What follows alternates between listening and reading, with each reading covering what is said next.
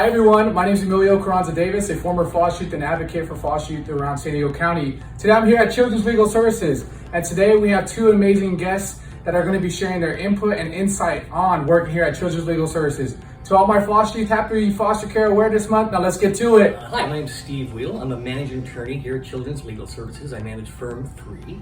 I also have a small caseload. My favorite is the dual calendar, which are our clients who are both dependents and involved with juvenile justice. I came to dependency very unusually. I didn't even know about dependency law when I was in law school. About 5 or 6 years after law school, my best friend from law school called me. She said, Steve, you've got to come work for this firm. I know you would love it. And I went and applied, and it was the first firm that was doing dependency about 10 years ago. And I got the job, and I've never looked back. It was one of the proverbial phone calls that changed your life.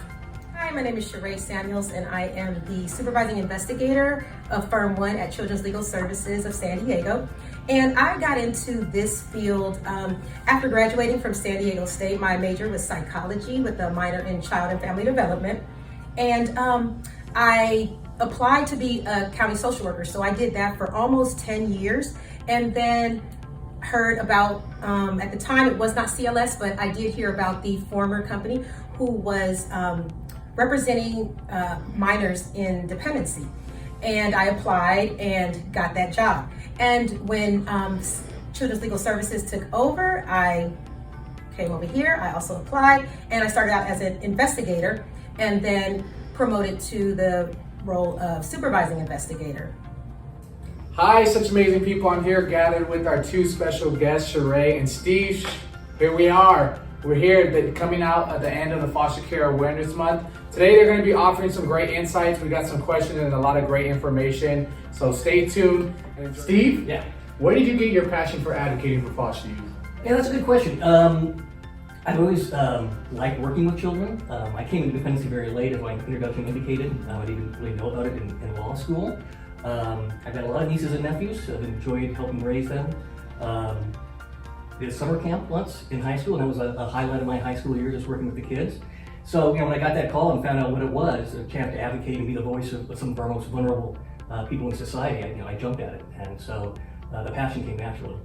I love what you just said. They're vulnerable children of society. That statement right there, I believe many individuals don't even know of the struggles and this concept known as adverse childhood experience that foster youth go through. So I think it's amazing that Children's Legal Services is being the advocate, whether that's in the courtroom or actively meeting with the youth over Zoom or in person in a pandemic. So Absolutely. Really props to you guys. Yeah, and that advocacy, like you said, doesn't end in the courtroom. No. We're their voices, and we want them to be heard. I love it. Right? So my passion began right after I graduated from San Diego State. I worked for a program called the San Diego Choice Program.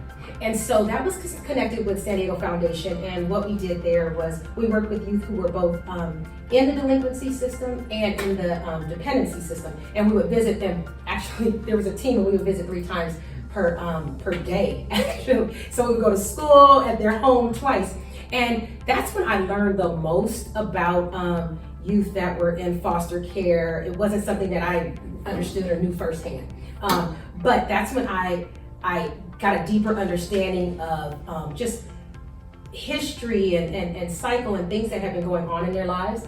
And so that was a real start of it. And from there is when I became a county social worker. And that's when I got the real, feet in there, hands in there experience working with youth and being able to advocate, because you play the role, you're the role of the social worker, but you also are an advocate, because who else is speaking to the lawyers, and who else is communicating also with the judge and the therapist and everyone. So always with the youth as the focus. And Emilio, her response actually just sparked a real great memory of me that I realized now is connected to this. I didn't at the time. When I was in 6th grade, there was a kid in my class named Carl.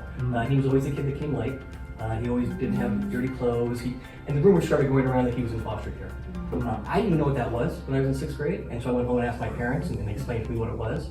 And I immediately I always have empathy for people, but I immediately gained more empathy for him once I realized he was going through. So, I forgot about that until right now. Wow. Wow. 6th grade.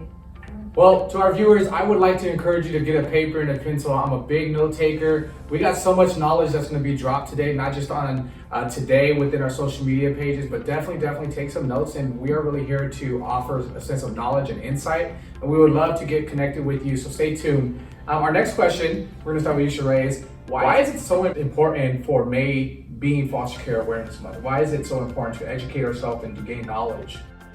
I think it really comes from the fact that to take time out and actually focus on a specific topic.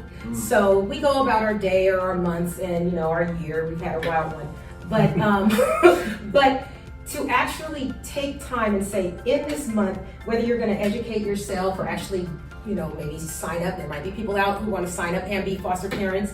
Whatever it is that you're going to do, that you gain that knowledge and that you take that focus in that time. And then who knows, whether it's on our website or anything, or this video here, just sparks you into just understanding more or seeing where you can jump in or where you can help. I think that just taking that time to really just focus on foster youth. Amazing. Yeah, I agree with everything Sharaye said. I think it's important that we have a month, perhaps it should be longer, where we focus on foster youth. For the last 10 years, every once in a while, I'll meet someone who I have a friend or acquaintance who I haven't seen in a while, and they don't know what I do, and I tell them, and as soon as I tell them, I work with vulnerable youth in foster care systems in San Diego. Oh, that's great, and then the conversation quickly switches. They don't want to talk about it. They don't know about it themselves, and they're perhaps maybe a little embarrassed to talk further about it. So I think it's a fantastic idea to get the education out there. I wish, as someone who lacked a lot of knowledge about dependency and foster youth until I was much older, I wish I'd had that when I was younger. I mentioned my friend Carl, and it was just to see the shame and that he went through and how people treated him, sixth graders. It made an impact on me, and I wish I'd known earlier that there was something I could have done to speak for them. So in high school and I was in college, maybe I would have gotten into dependency quicker. Well, I love it, and once again, Carl, if you're watching this, you've made an impact, and that's part of why Steve is advocating. I think it's great because we never know the impact we have on a youth's life. And I've learned this as a former foster youth, as an advocate, is sometimes our responsibility is to water that seed that has been planted. Sometimes our responsibility is to plant that seed. So, amazing. Leads me to my next question. All right. And so, Steve, I'll start with you. What is one change you would like to see in the foster care system? Piggyback on your previous question, more education for people. I think people need to know more about it. I think San Diego County does a really good job, to be perfectly honest. The people that work at DLS and CLS here who represent the children, we're just a bunch of fantastic people to work with, and they do a remarkable job in working with our youth. And some of these youth have gone through, as you said, adverse childhood experiences repeatedly, and they're the ones that need our special attention. All of our youth get our attention, but those that really are impacted, we really want to be there for them.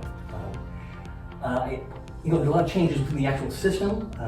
That might be a little boring to the audience, but there's a resource family approval system we have right now. We try to approve relatives for placement early on in the case. It's supposed to take only 3 months per the law. It easily takes 6 months, sometimes a year. Meanwhile, our youth are wildly in a foster home or Polinsky, or in a foster home and actually getting attached if they're really young to that foster home. And so when the relative is approved, it can be traumatic to move them, and we don't want that either, even though we want them to be with a relative. So that would be a huge change. I would like to see that system or the approval process is streamlined somehow, so we can place our youth with those relatives. It's so important to keep those connections. Do it sooner. Definitely, I would like to see that change. Wow, amazing. Steve, you just mentioned it right there. There's so many things to change, but if we pinpoint one thing and make it an impact, then it's going to definitely improve the system. I'm a big believer of Children's Legal Services is having a point of changing it from a system to a community. And that's something that I hear frequently with youth that I work with as myself that has been in care is we need to step away from the systematic viewpoint and offer community. Because once again, if you hear foster care system and foster care community, you do see the attachment to it. Words means a lot. It really does. I think it's oftentimes we overlook it. We got to educate ourselves. So mine. What would I change? Well, I'm gonna kind of come from the social worker side. It would be resources on all sides.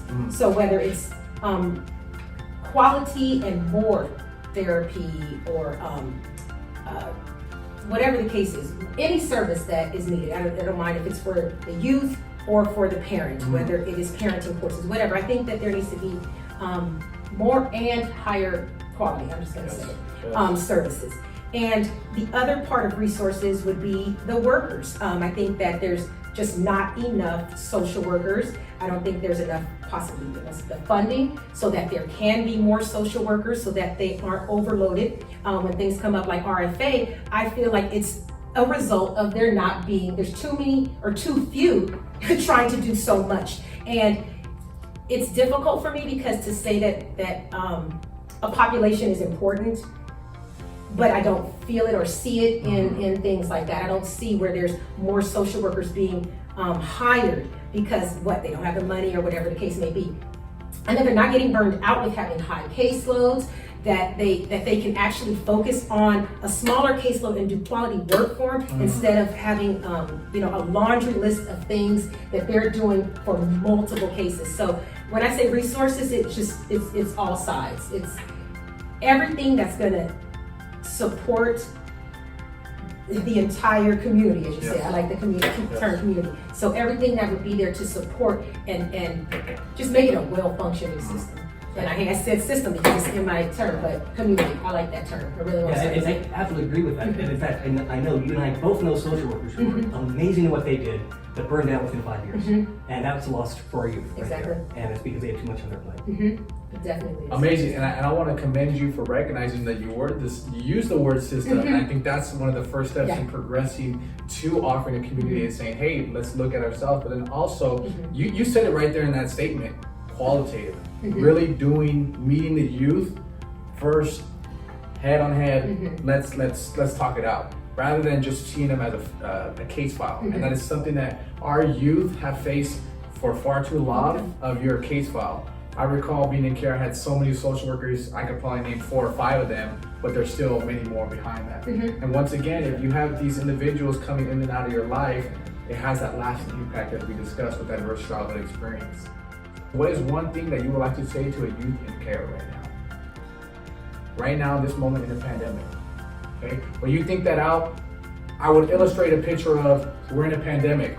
We have many youth on Zoom, many youth that are meeting with social workers and possibly their parents with visits, and they're unsure, they're fearful, they're doubt. You think of the age, you fill in the age range, you fill in the demographic and things like that. These youth are going to bed not knowing or unsure of what their future holds. What is one thing you would say to foster youth in care, Steve? Well, all my conversations with my youth are age appropriate. That is, I would talk to a 15-year-old differently than I would talk to a 5-year-old. Okay. But for every client, after I'm done talking whatever legal aspect I have to talk to you about, every client gets this question: what do you need? What do you want me to say in court?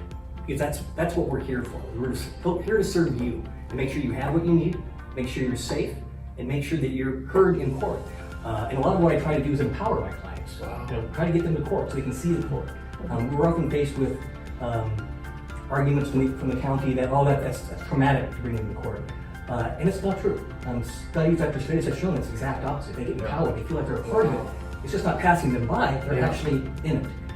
So I would always ask that as well. Do you want to come to court and talk to the judge? I love it, and that's what we need. That's what we need to educate ourselves on, is empowering our youth to become confident within their story, confident in recognizing that they're going through so many different challenges and obstacles. As someone that overcame a lot in the system, I still use that as a purpose for me to continue my advocacy work. So I love what you just said there. Empowering our youth to own their story, empowering their youth to recognize that they have voice in their story, they have a seat at the table. That's amazing, Steve. Yeah, that's a CLS thing. That's not just me. Wow. What is one thing you would change? What is one thing you would tell a youth right now in care that's unsure of what's next? This is I don't know, this is big to me, and it is that your current situation is not the end. This is a phase, but it's not the end. And I think that something important would be, find someone that you can cling on to, someone that it may not be every service provider you have, you may not connect with, but just find someone out there who you can speak with, who can be a mentor to you, who you look up to, who can guide you in a positive manner.